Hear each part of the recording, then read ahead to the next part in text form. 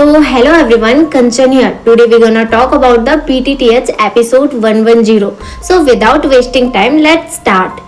Episode की शुरुआत होती है एक शानदार फाइट से, जहां हमें जियान को दिखाया जाता है जो कि एक एल्डर से फाइट कर रहा होता है। तभी वहां पर तेंग हाओ भी आ जाते हैं जो कि दूसरे एल्डर से फाइट कर रहे होते हैं। और तेंग हाओ नीचे आकर उस एल्डर से कहते हैं कि यदि मेरे पास मेरी बॉडी होती तो मैं कब से तुम्हें मार दिया होता।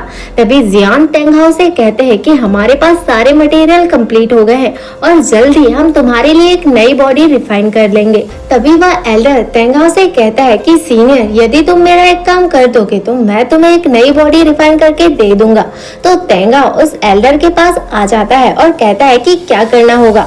तो एल्डर जियान को मारने के लिए कहता है और कहता है कि डॉक्टर लिटिल फेरी को भी तुम्हें मुझे देना होगा, जिस पर तेंग हाओ को बहुत ज्यादा गुस्सा आ जाता है और तेंग हाओ उस एल्डर को अपने फायर से जला देता है।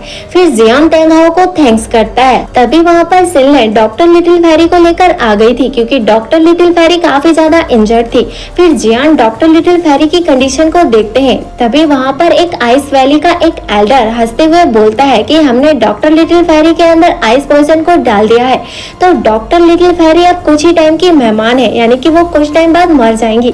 तो जियान को बहुत ज्यादा गुस्सा आ जाता है। तो जियान उस एल्डर को अपने स्ट्रेंज फायर से जलाकर मार देता है और जियान के साथ सभी वहां से चले जाते हैं। फिर हमें दिखाया जाता है कि जियान के साथ वो सभी लोग एक केव में आ जाते हैं, जहां पर जियान डॉक्टर लिटिल फेरी के आइस पॉइजन की कंडीशन को चेक करता है और कहता है कि मैं इस आइस पॉइजन को तुम्हारी बॉडी से निकाल सकता हूँ, लेकिन इसमें तुम्हें बहुत ज्यादा दर्द को झेलना होगा। फिर हमें दिखाया जाता है कि डॉक्टर लिटिल फेरी इसके लिए तैयार हो जाती है और वहां से कुछ दूर में जाके खड़ी हो जाती है और जियान अपनी स्ट्रेंज फायर से डॉक्टर लिटिल फेरी के चारों ओर एक फॉर्मेशन बनाने लगता है और कुछ मेडिसिन पिल्स को निकालकर डॉक्टर लिटिल फेरी की बॉडी में डाल देता है, जो कि जियान के द्वारा बनाई गई स्ट्रेंज फायर के फॉर्मेशन के साथ कंबाइन होने लगती है और कंबाइन होकर डॉक्टर लिटिल फेरी की बॉडी में जाने लगती है। फिर हमें दिखाया जाता है कि डॉक्टर लिटिल फेरी को इस प्रोसेस में काफी ज्यादा दर्द महसूस हो रहा था, पर मेडिसिन अपना काम कर रही थी और डॉक्टर लिटिल फेरी की बॉडी से हवा ऊपर आने लगती है।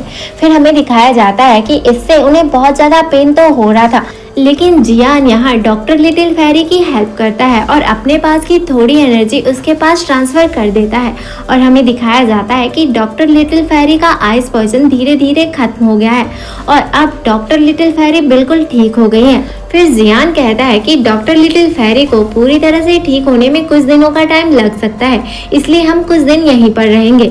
जिस पर सिनलैंड जियान से कहती है कि अच्छा हुआ सक्सेसफुली डॉक्टर लिटिल फेरी का पॉइजन नष्ट हो गया और जियान सिनलैंड को कहता है कि मुझे तुम्हारी हेल्प की जरूरत है। जिस पर सिनलैंड कहती है कि कहो। तो जियान कहता है कि मैं तुम्हें ये स्क्रॉल दे रहा हूँ, इसमें कुछ मेडिसिन बनाने के लिए मेडिसिनल हर्ब के नाम लिखे हुए हैं और ये मेडिसिनल हर्ब को तुम लेकर आ जाओ, क्योंकि तुम इस वैली को अच्छी तरह से जानती हो। तब तक हम यहीं पर रहेंगे।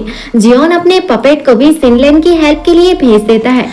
अगेन सीन चेंज होता है और दिखाया जाता है कि जियोन की फाइट जहां पर आइस वैली में कुछ लोगों के साथ हुई थी, वहां पर एक सीनियर एल्डर के साथ कुछ लोग आए हुए हैं और वहां की सारी बॉडी कलेक्ट होकर आइस वैली के ग्रेट एल्डर के पास जाने लगती है। तभी फिर अगेन सीन चेंज होता है और हमें जियान को दिखाया जाता है जो कि कल्टीवेशन कर रहा होता है। तभी डॉक्टर लिटिल फेरी की बॉडी में एनर्जी का सर्कुलेशन होता है और बहुत ज्यादा एनर्जी बाहर निकलती है और डॉक्टर लिटिल फेरी भी नीचे आ जाती है और डॉक्टर लिटिल फेरी की पावर भी एक्टिवेट हो गई थी। और अब जियान डॉक्टर लिटिल फेरी के पास जाता है और कहता है कि अब तुम पूरी तरह से ठीक हो गई हो और तुम्हारा आइस पॉइजन भी बाहर निकल गया है। तो डॉक्टर लिटिल फेरी जियान को थैंक्स कहती है।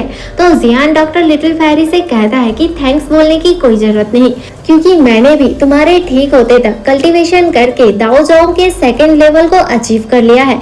फिर दोनों मिलकर आपस में बात करने लगते हैं। फिर डॉक्टर लिटिल फेरी जियान से कहती है कि अभी मेरी बॉडी में पॉइजन कंट्रोल में है, लेकिन इसे पूरी तरह से ठीक करने के लिए मुझे स्कॉर्पियन बॉडी के कोर की नीड होगी, जो कि यहीं पर स्काई डीमन वैली के लो टेम्पल में मौजूद है।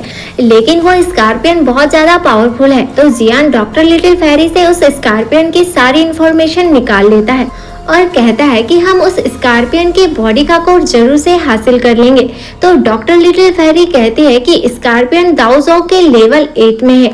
तो जियान भी घबरा जाता है और कहता है कि हम पूरी प्लानिंग के साथ अटैक करेंगे। अगेन सीन चेंज होता है और हम तेंगहाओ को देखते हैं जो जियान से बात कर रहे थे और तेंगहाओ जियान पर काफी ज्यादा गुस्सा हो रहे थे क्योंकि जियान ने तेंगहाओ को बता दिया था कि वो लोग स्काई डीमन वैली में स्कॉर्पियन के बॉडी का कोड लेने के लिए जा रहे हैं। तो तेंगहाओ जियान को बोलता है कि स्कॉर्पियन डीमन दाओजोंग के लेवल 8 में है, तो तुम लोग उसे नहीं मार सकते। यहाँ जियान तेंगहाओ को लालच देता है और कहता है कि स्कॉर्पियन को मारने के बाद आपके लिए नई बॉडी का मटेरियल कंप्लीट हो गया है, तो आपके लिए नई बॉडी रिफाइन कर देंगे, जिस पर तेंगहाओ भी मान जाते हैं हेल्प करने के लिए।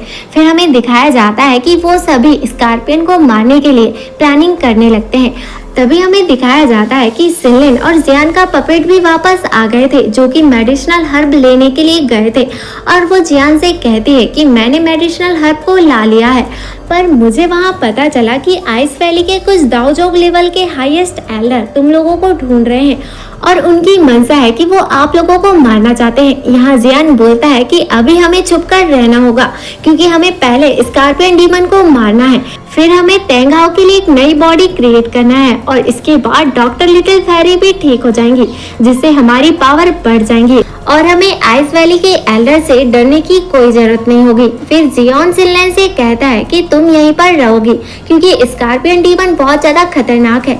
अगेन सीन चेंज होता है और आइस वैली के ग्रेट एल्डर को दिखाया जाता है जो कि अपनी पावर का यूज करता है और पता लगा लेता है कि जियान तेंगहाओ और डॉक्टर लिटिल फेरी ने अपनी पावर का यूज करके आइस वैली के इतने पावरफुल एल्डर्स को मार दिया है और वह बहुत ज्यादा गुस्सा हो जाता है।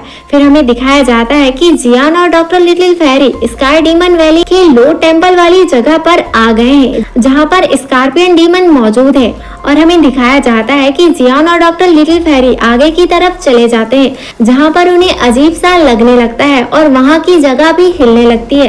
तभी वहाँ पर एक रेड फ्यूम आता है और उनके चारों तरफ रेड रेड हो जाता है और उसके अंदर से एक स्कॉर्पियन बाहर आता है और इसी सस्पेंस के साथ इस एपिसोड का एंड हो जाता है। अगर आपको ये एक्सप्लेनेशन पसंद आया तो वीडियो को लाइक और चैनल को सब्सक्राइब जरूर कीजिएगा। आपके एक सब्सक्राइब से हमारा इंस्पिरेशन लेवल बढ़ता है, तो सब्सक्राइब करना बिल्कुल नहीं भूलना है ताकि हम आपके लिए ऐसे ही इंटरेस्टिंग वीडियोस बनाते रहें।